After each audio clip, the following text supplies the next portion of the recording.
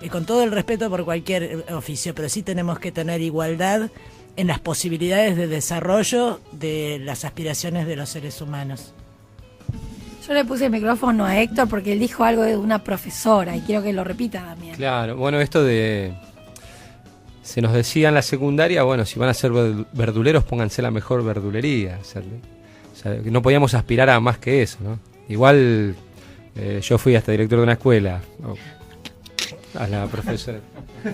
Rompiste el mandato. Un saludo a la profesora. No, entonces. pero la verdad que yo no lo entendí de esa manera, te digo francamente. Yo entendí que la profe los incentivaba a generar alguna, él me dice que no, pero a mí me pareció diferente. Yo igual voy a presentar un pequeño problema en relación al tema porque es tan ruptural el proyecto económico de este gobierno que justamente todas esas generaciones que se han producido, la otra vez lo poníamos y lo ponían los economistas en la mesa del programa anterior, el tema de la generación de empleo, un país que está desalojando empleados y trabajadores todos los días.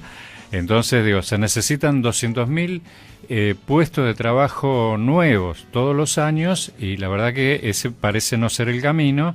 Entonces, los chicos que han egresado de las universidades públicas del conurbano, los chicos que han generado titulaciones en términos de la escuela técnica, en términos de la formación profesional, incluso ayer nosotros estábamos en un congreso de educación superior en un instituto de acá muy cerca, que es el Instituto 36 de José C. Paz, que tiene 1.400 alumnos que justamente provienen de las barriadas, de los fondos de José C. Paz, de los fondos de Moreno, que la verdad que pensaron legítimamente en convertirse en docentes, ser maestra jardinera, ser profesora de química, ser profesora de biología, y este modelo los está expulsando. Bueno, no solo generar masa crítica y pensamiento buscando alianzas hacia adentro de las escuelas, sino pensar también en algunas de estas cuestiones que le ponen limitación al tema del estudio también.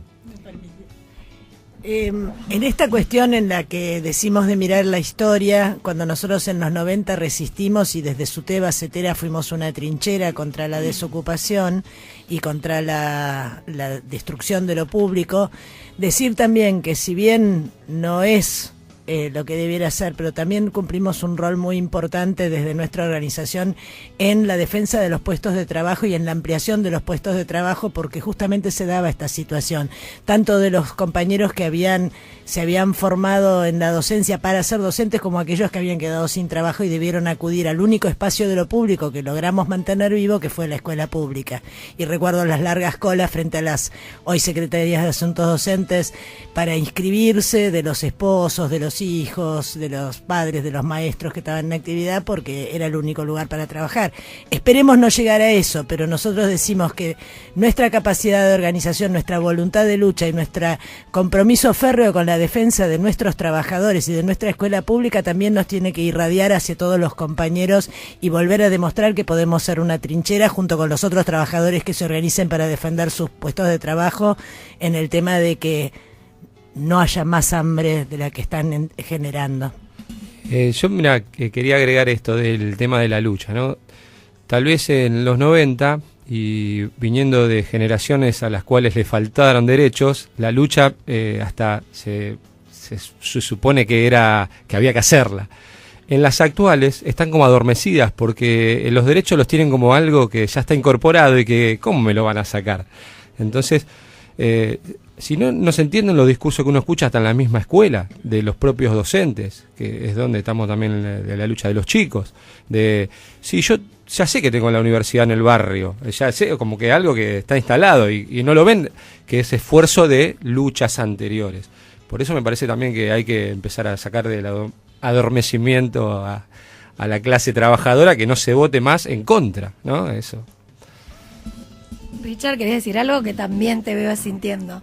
No, con respecto a lo que están planteando, digo, estoy dando una capacitación docente de instructores de formación profesional y la preocupación con respecto a lo que está diciendo Héctor es real, digo, porque los alumnos míos que son docentes idóneos que están trabajando dentro de los centros de formación profesional de la provincia de Buenos Aires te plantean que está bueno que los alumnos de quinto y sexto año puedan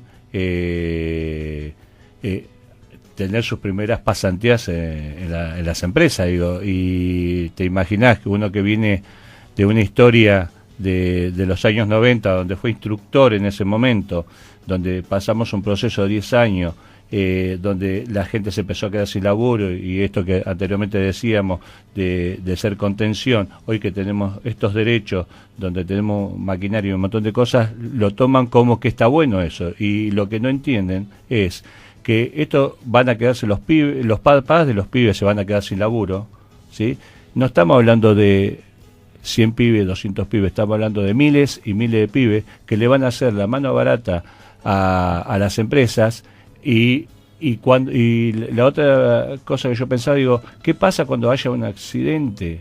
Que Dios no permita, tenga un accidente del alumno, ¿sabe quién se va a hacer el cargo? El Estado, no va a tener que hacer cargo nosotros. Digo, esto me preocupa, que están diciendo que van a darle trabajo, que tienen que trabajar en estas empresas donde estamos hablando de lo privado, ¿no? De los CEOs, estamos hablando de esto, digo, porque una cosa es cuando nuestros padres nos decían, anda a trabajar al mecánico del barrio, cuando nos decían andar a la panadería del barrio, eso es otra cosa, digo, porque estabas haciendo una cuestión que tiene que ser con lo colectivo del barrio, pero acá estamos hablando de otra cosa, no estamos hablando del vecino, acá estamos hablando de empresas, estamos hablando de mano barata, porque ya le hemos pasado, sacar la cultura del trabajo, que en estos últimos años la hemos podido retomar, y hacer empleabilidad, porque el ministro también dijo, el individuo se tiene que acostumbrar a tener 20, 30 trabajos. ¿De qué estamos hablando? Digo, me parece que esto tiene que ver donde no tengas una continuidad en el trabajo,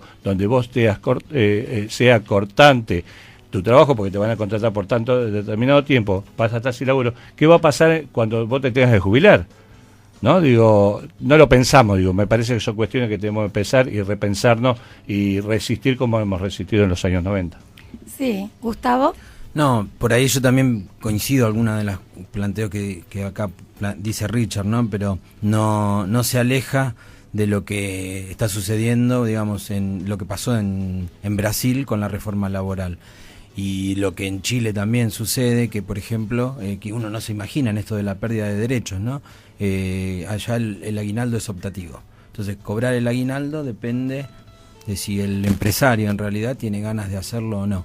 Y no depende de una lucha, porque la Argentina en este momento lo que está haciéndola es rodeándola de estas políticas para que Argentina quede sola, y es fragmentar a los sindicatos, y es más, incluso llevar a una pelea que sea una descentralización, que haya sindicatos por empresa, por fábrica, claro. Donde la divide pelea, y reinarás, es más viejo que... Exactamente, claro. Esa es la política, y en esa política el sistema educativo también pasa lo mismo, empiezan a fraccionar, van a venir, ya lo vivimos en los 90 con la municipalización, la descentralización, hoy vienen de la mano de lo que son las fundaciones, a ponerte un tipo, un codocente, un tutor, una persona extra de la escuela, e incluso mandar a los estudiantes a hacer la mitad del año, como están proponiendo en Capital, la mitad del último año a las empresas.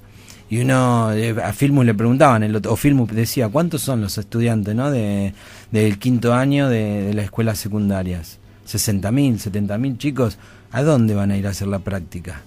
Eso es la mano de obra barata, es prepararlos para eso. Y además, esta élite que antes se planteaba entre la primaria, los representados, y la secundaria, los representantes, se divide en el espacio de lo público. Las escuelas privadas no tienen la obligación de mandar a sus estudiantes a hacer la práctica en las empresas. Profesionalizadas. Sí, que ni siquiera son prácticas profesionales. No, es un eufemismo. Claro. Claro, se preparan para hacer la élite, ellos van a seguir estudiando, porque ¿qué te dicen? No, ¿para qué van a estudiar filosofía? ¿Para qué van a estudiar esto? Los chicos necesitan ir a trabajar. Entonces, en las escuelas privadas sí van a seguir estudiando, formando esta clase dirigente, nada más que en la secundaria. Es medio el proyecto que viene. Y por ahí planteando también lo que se había logrado con esta inversión sostenida, ¿no? Que hablaba hoy durante los 10 años de vigencia de la Ley de Educación Técnico Profesional, pero también de la vigencia de la Ley de Educación Nacional. Fue además la incorporación de muchos estudiante, que era lo que decía Ina, en todas las escuelas secundarias. Pero particularmente un dato que nosotros tenemos es que en las escuelas técnicas y agrarias se incorporó un 30% por encima de la secundaria orientada. Y nosotros hablamos de que esos chicos iban en un proyecto de país, que era un país donde salían y había perspectiva de trabajo. Y esa perspectiva hoy se ve obturada por este proyecto político. Y lo que necesitan es flexibilizar la educación para poder flexibilizar después el mercado de trabajo. Total. Dani, mira, yo pienso que el desafío es un poco, lo planteamos en el programa pasado, los dos proyectos antagónicos, que son el mercado interno versus convertirnos en una factoría, en una cuestión de solo venta de materias primas y poco más. Me parece que por ahí pasa el desafío y evidentemente este país, como dijimos, está restaurando aquel país agroexportador que como una fantasía prevalece como un país que era rico, que claro, pero era para un pequeñísimo sector, ¿no es cierto? Esto me parece que también es bueno repetirlo. Sí, digo, más en un país que tiene una historia, digo, porque acá hacemos referencia a países latinoamericanos que la verdad que son países hermanos y que hace muy poco también formaban parte de lo que llamamos la patria grande, pero que tienen trayectorias diferentes en términos de historia y de organización. Y la verdad es que colectiva. La escuela técnica surgió en un momento de altísima industrialización en el marco de un gobierno que construyó derechos. Estamos hablando del año 45, estamos hablando de las dos presidencias de Perón, pero digamos que nos dejan toda esa historia. Yo incluso en esa escuela técnica en la cual no había mujeres, sí teníamos las morsas y las cosas porque las hacía otra escuela técnica, que eran las escuelas que tenían fundición, y nosotros usábamos eso como herramienta y era así una cosa de orgullo, sentir que había otros chicos, compañeros míos, que habían hecho la morsa con la que yo estaba limando en mi curso, en mi escuela, en ajuste, que teníamos que bajar así con el milímetro para que nos aprueben. Pero digo, toda esa riqueza, esa historia que nos moviliza a todos nosotros, tiene también otro capítulo,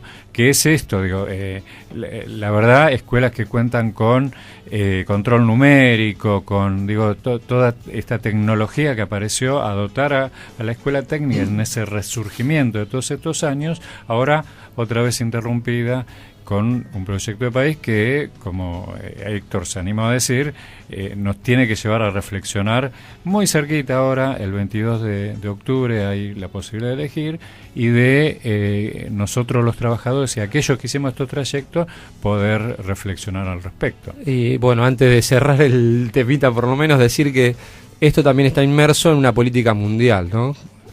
Si nosotros estaríamos hablando del estado de bienestar, ¿sí? Entre el 45, más o menos posguerra, hasta el 89, la caída del muro de Berlín, a Estados Unidos le servía para que no se meta el comunismo.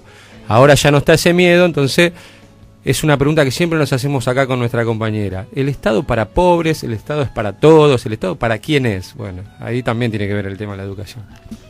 Sí, y ahora sí, pensando, nos vamos a una tandita.